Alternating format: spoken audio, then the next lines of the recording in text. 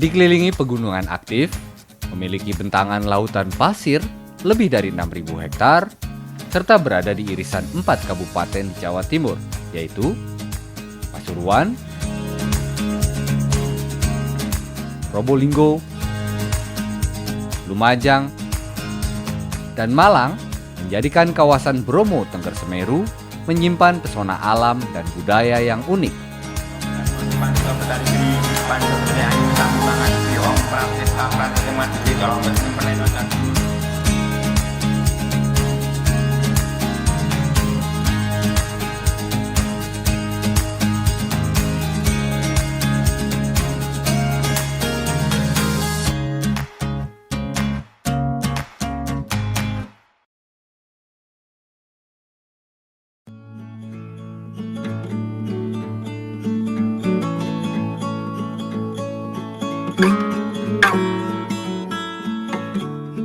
Memulai perjalanan dari Jakarta ke kawasan Bromo tidaklah sulit. Perjalanan bisa menggunakan pesawat, kereta, ataupun mobil. Dengan rute melalui Surabaya atau Malang, masing-masing moda transportasi tersebut tentunya memberi pengalaman perjalanan yang berbeda.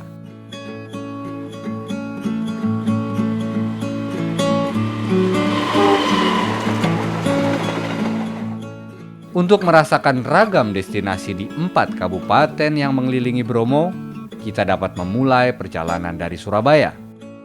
Destinasi pertama yang bisa dikunjungi adalah Candi Jawi di Kabupaten Pasuruan, tepatnya di kaki Gunung Welirang di Desa Candiwates, Kecamatan Prigen.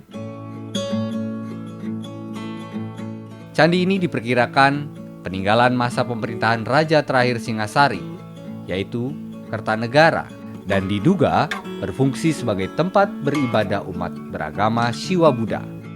Candi yang telah runtuh ini dibangun dan disempurnakan kembali pada tahun 1975. Namun sejumlah arca Siwa yang diyakini ada di dalamnya sudah tidak ditemukan di reruntuhan candi.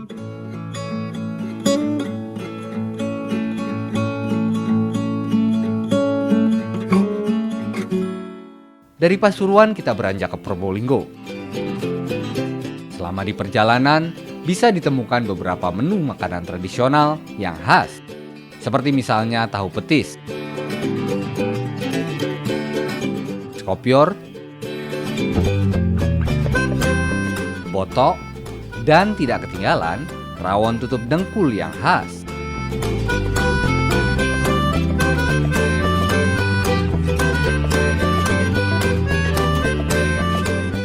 Jika di Pasuruan terdapat Candi Jawi peninggalan Kerajaan Singasari, di Probolinggo terdapat air terjun Mada Karipura yang berhubungan dengan Majapahit. Air terjun ini diyakini sebagai tempat bertapanya Gajah Mada sebelum mencapai moksa. Jarak air terjun dari tempat parkiran kurang lebih 1,5 km.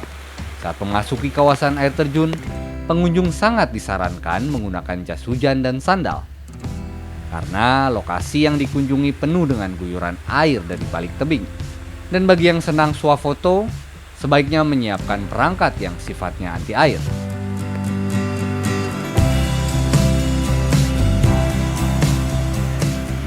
Air terjun Mada Karipura menjadi destinasi akhir sebelum memasuki wilayah Taman Nasional Bromo Tengger Semeru atau BTS.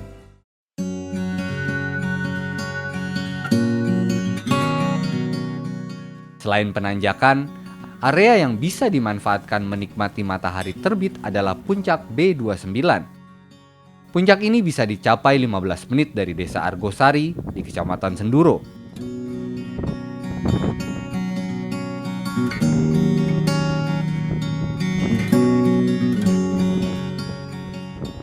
Nama B29 merupakan akronim dari bukit yang berada di ketinggian 2.900 meter dari permukaan laut. Dari sini wisatawan dapat menikmati panorama Gunung Bromo dan Gunung Semeru yang merupakan tertinggi di Pulau Jawa. Kedua gunung tersebut pun masih aktif sampai kini. Kita datang ke sini penasaran ya, karena kita lihat dari postingan teman-teman bagus. Setelah itu kita penasaran, jadi kita ke sini rame-rame gitu. Jadi perjalanannya itu luar biasa. Dari awal dari bawah itu udah kelihatan udah wis suasana pegunungannya, cuacanya juga udah dingin. Nah kita juga siap. Untungnya saya bawa jaket. Biasanya yang lain, oh nggak lupa.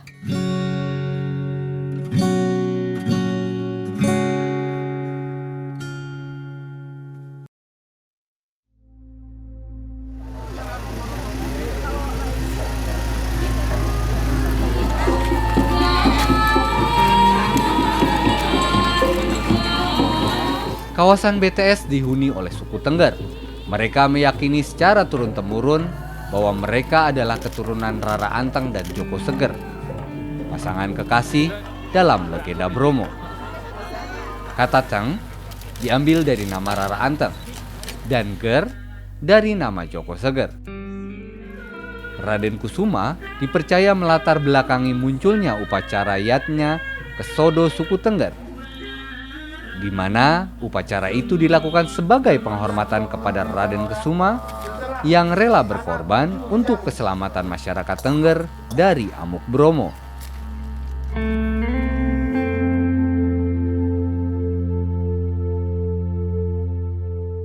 Upacara dilakukan dengan melempar sejumlah sesaji ke kawah Bromo. Adapun upacara ini juga menjadi jalan ujian bagi Pulun Mulenen atau calon dukun untuk disahkan sebagai dukun. Dukun yang dimaksud adalah sebutan tokoh adat suku Tengger. Harus ujian, melalui ujian. Lah ujiannya itu pas hari Kasada di Gunung Bromo seperti gitu. Kalau lulus tidaknya itu lolos menjadi seorang dukun itu yaitu di Bromo. Tapi kalau nanti nggak lulus ujiannya ya nggak jadi. Walau upacara Kesodo terkesan ritual bernuansa Hindu, adat Tengger sesungguhnya tidak hanya diempu warga beragama Hindu. Kejadian yaitu tidak Tengger ini juga ada ya, Buddha, Hindu, Islam maupun Kristen itu juga ada. Dan kesemuanya ya, agama yang ada di Tengger ini diikat dengan adanya adat istiadat Tengger itu. Jadi kesemuanya ikut memiliki, ikut melestarikan begitu.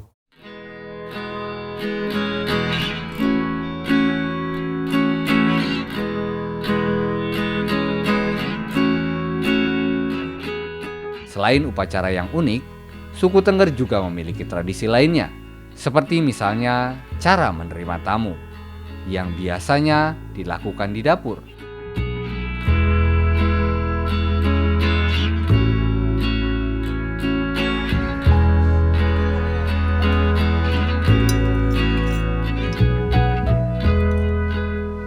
Atau cara mengenakan kain. Ikatan kain di depan ditunjukkan bagi yang telah berkeluarga, sedangkan ikatan di samping untuk yang masih lajang. Ya ini memang sudah tradisi ya, biarpun jaketnya itu sangat bagus, harganya jutaan ya tetap. Dan di sini prinsipnya di Tengger loh ya, seputar Tengger, Bromo, Tengger, Semeru ini. Biasanya kalau tidak punya sarung, orang itu ditertawai orang. Oh berarti itu biarpun rumahnya tingkat, mobilnya berapa, nggak punya sarung itu orang melarat katanya begitu. Kalau yang ada di dapur, terutama yang musim dingin seperti gini ya, tamu langsung ke dapur. Nah, di situ kan sudah ada diangan, ya namanya ya api, pawon itu ada diangan seperti gitu. Akhirnya ngomong-ngomong di situ kan ya juga gayeng. Ngomong-ngomong itu gayeng, betah lama begini, ngobrol-ngobrol itu kan enak. Tapi kalau nanti ada di ruangan tamu ya di depan, terus ada musim seperti gini, nah, kita ya neredak terus.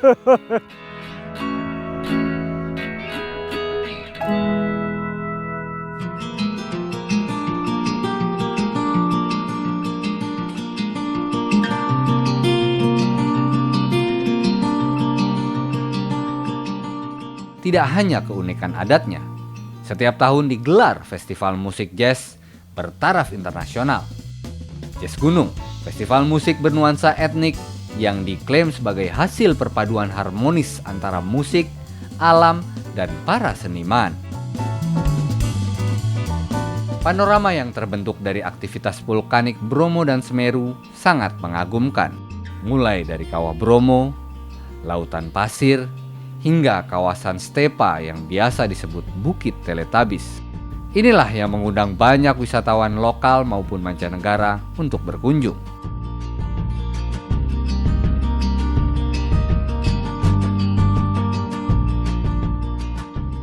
Kunjungan wisatawan ke Bromo setidaknya lebih dari 1,5 juta orang per tahunnya.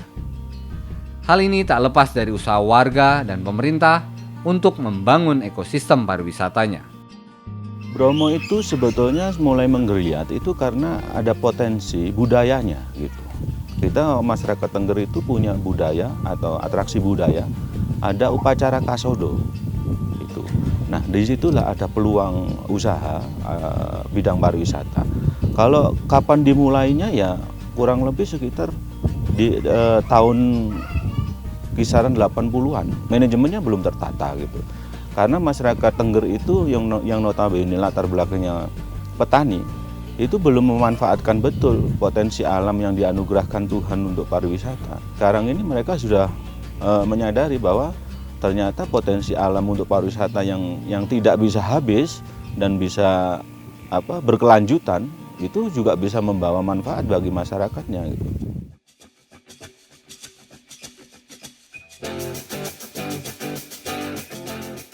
Wisata Bromo bisa dibilang identik dengan penjelajahan areanya yang menggunakan kuda ataupun mobil jeep.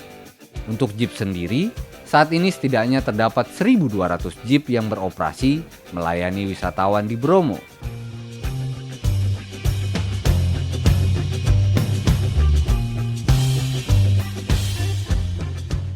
Jeep ini tidak bisa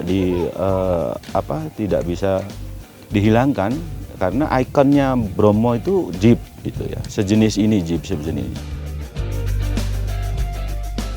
Tak bisa dipungkiri, geliat wisata di Bromo dan Semeru juga sejalan dengan tren anak muda saat ini. Naik gunung. Karena kalau saya lihat, saya amati bahwa fenomena naik gunung sekarang itu tidak hanya sekedar orang yang hobi naik gunung. Apalagi dampak dengan film 5 cm itu luar biasa, mereka pengen gitu. Mereka pengen lagi kembali ke alam, back nature-nya harus terpenuhi. Itu sudah jadi kebutuhan, bukan kebutuhan sekunder lagi gitu.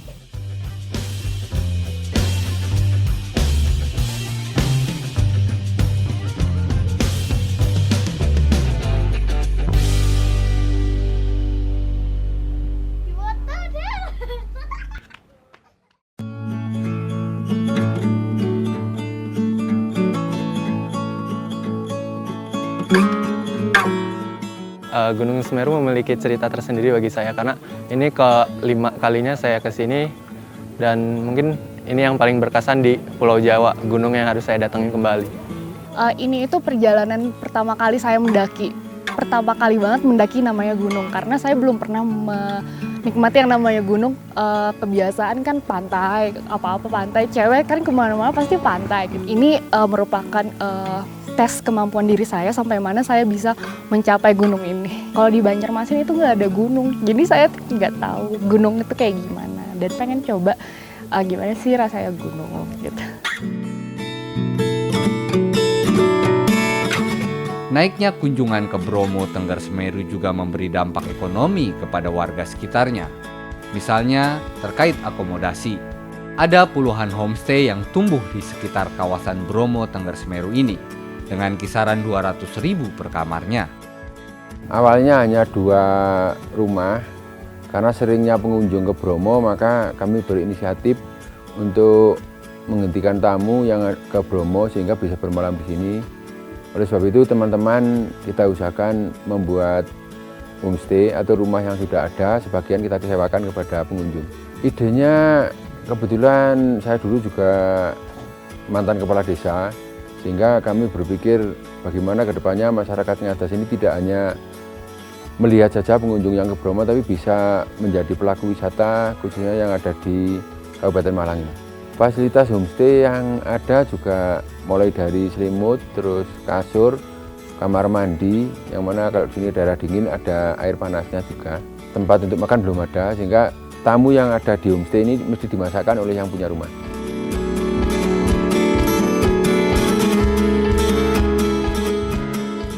Tidak bisa kita pungkiri untuk pekerjaan di luar ya, di kota itu penghasilannya memang lebih besar. Tapi kami di sini kami sepakat dengan anak-anak muda bagaimana kalau kita hanya mengejar keuntungan, mengejar profit atau mengejar pendapatan, kapan desa kita bisa maju. Jadi kita harus mengorbankan itu semua demi kemajuan desa. Kunjungan yang ke desa kami itu semakin tahun semakin bertambah karena kami dari awal kami menjadikan Bromo sebagai emas, desa kami masih perunggu misalnya. Dan kami punya target tahun 2018 biarkan Bromo tetap emas tapi kami sebagai platinum di sini. Puas dengan suasana vulkanik di Bromo, perjalanan bisa dilanjutkan ke Kabupaten Lumajang.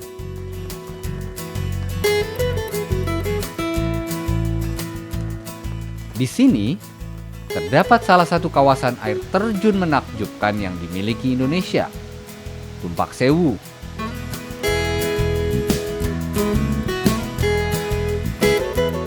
Tumpak Sewu sering juga disebut Niagaranya Indonesia ini tepat berada di Desa Sidomulyo, Kecamatan Pronojiwo.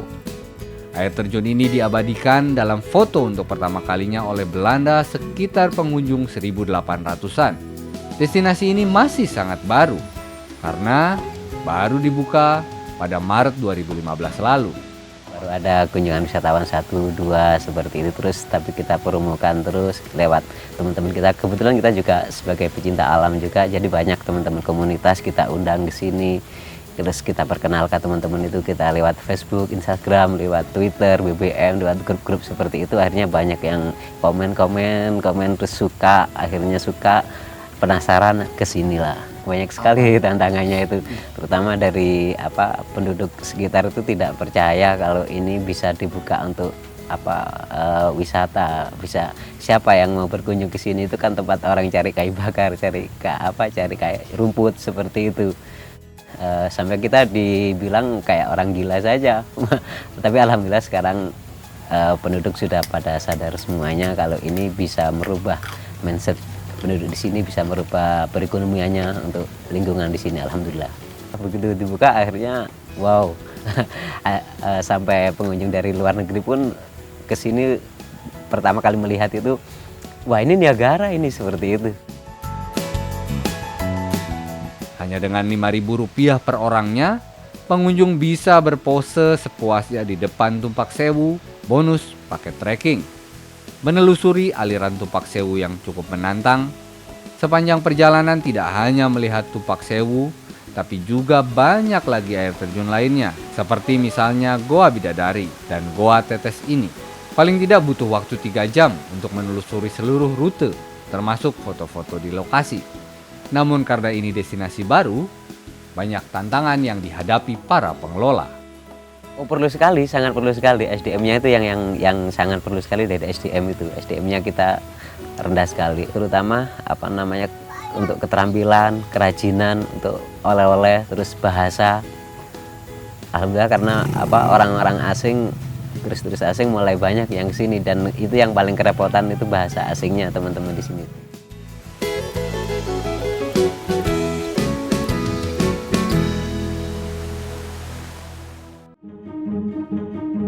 Dari surga air terjun di Lumajang, beranjak ke sejumlah destinasi di daerah Malang.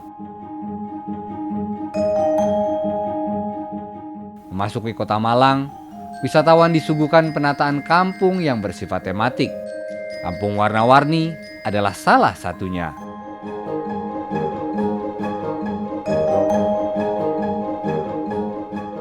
Destinasi wisata yang tengah populer di Malang ini baru dibuka untuk destinasi wisata pada pertengahan tahun 2016.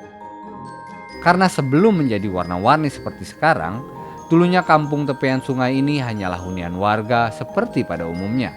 Hingga akhirnya muncul ide mahasiswa Universitas Muhammadiyah Malang untuk mempercantik kampung yang dulunya dipandang kumuh. Bagaimana Pak kalau kampung ini dijadikan kampung warna-warni?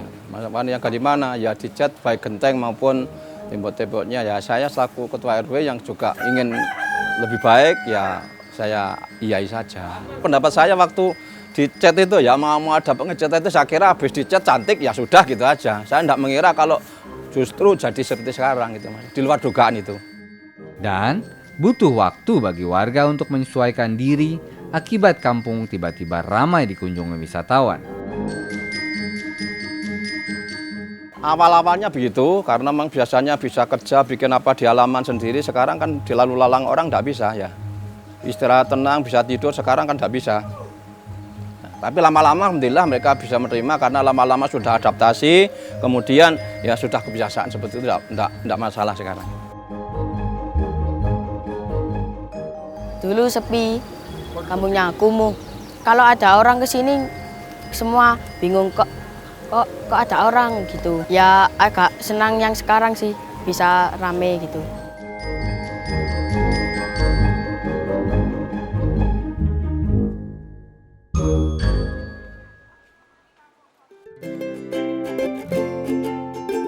Ratusan orang berkunjung setiap harinya, bahkan saat akhir pekan bisa mencapai ribuan orang.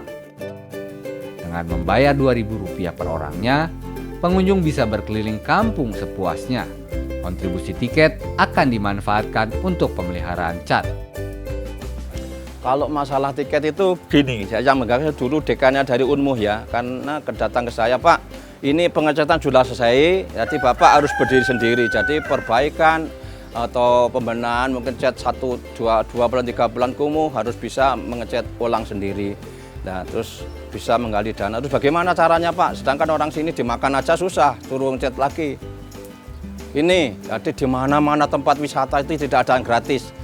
Coba aja pakai karcis kan seperti itu. Konsep kampung ini pun akhirnya menginisiasi kampung di seberangnya. Dan muncullah kampung 3D, konsep kampung yang dipenuhi mural-mural 3 dimensi.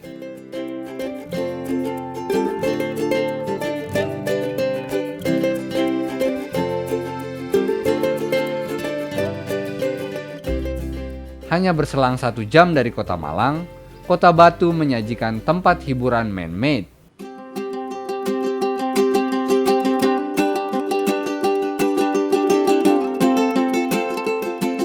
Wisata edukasi safari di Jatim Park 2 untuk melihat beragam satwa dari berbagai belahan dunia. Permainan mendebarkannya adalah saat memancing harimau. Pengunjung mengumpankan daging ke arah harimau di bawahnya.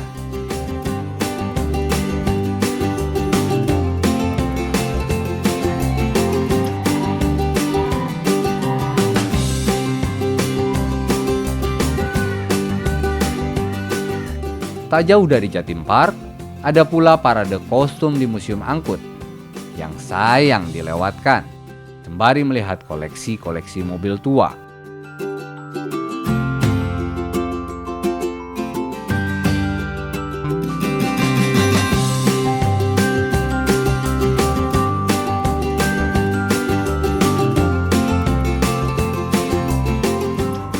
Hiburan tiada berhenti berlanjut hingga malam hari di Batu Night spektakuler.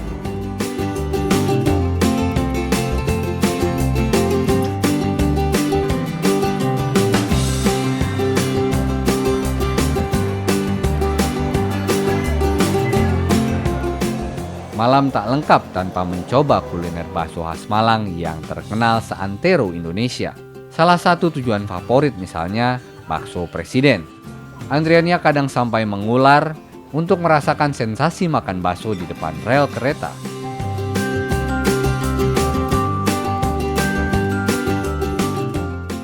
Berada di kawasan Batu atau Malang, tidak perlu khawatir dengan akomodasi, karena tersedia banyak. Kota ini sering menjadi destinasi akhir pekan wisatawan lokal.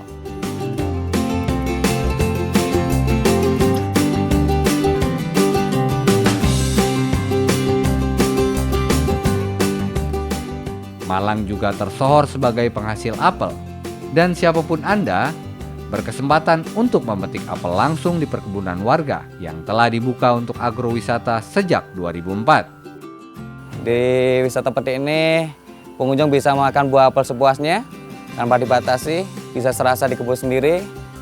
Kalau ingin mau buat oleh-oleh, langsung dibawa pulang. Itu kita timbang per kilonya untuk saat ini harganya 30.000. Nah, jadi pengunjung cukup membayar dengan Rp20.000. Pengunjung bisa makan buah apel sepuasnya dalam kebun. Mereka seperti di kebun sendiri, bisa metik tanpa ada batasan. Jadi mereka bisa menikmati sesuatu yang tidak biasa. Apel di Malang memang spesial. Tidak hanya memiliki banyak varian, tetapi warga juga memanfaatkannya untuk berbagai olahan yang menghiasi pusat oleh-oleh khas Malang. Kalau apel untuk saat ini banyak produk olahannya. Kalau untuk yang mana lagi, itu bisa masuk ke keripik apel. Kalau untuk yang room beauty, untuk bahan pembuatan sari apel. Yang granny semit, itu pembuatan cider. Menikmati Bromo Tengger Semeru bukan berarti identik dengan pegunungan dan medan yang berat, tapi juga destinasi di sekitarnya yang sayang untuk dilewatkan. Sediakan waktu Anda, kemas barang Anda, mari berlibur.